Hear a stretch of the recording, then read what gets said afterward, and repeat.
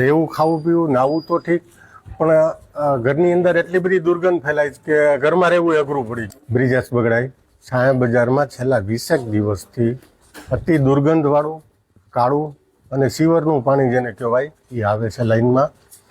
આ પાણીના હિસાબે રહેવું ખાવું પીવું નાવું તો ઠીક, પણ ઘરની અંદર એટલી બધી દુર્ગંધ ફેલાય છે કે ઘરમાં રહેવું અઘરું પડી ગયું છે. તો આની જાણ કોર્પોરેટરને કરેલી છે, તો આનો કોઈ નિચોડ હજી સુધીમાં મળેલો નથી.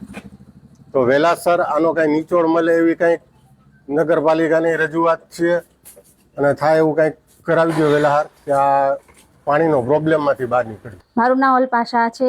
હું ગંધ્રપાડામાં રહું છું. અમારે અહીંયા 15-20 દિવસથી આ ખરાબ ગટરનું પાણી આવે છે.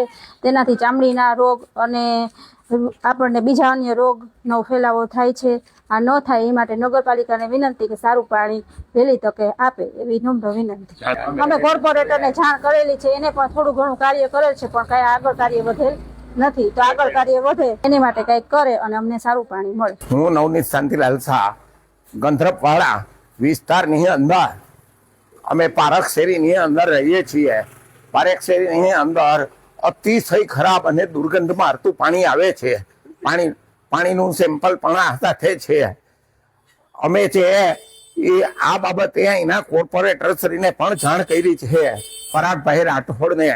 એને માણસો બોલાવ્યા છતાં હજી સુધારો થયેલ નથી.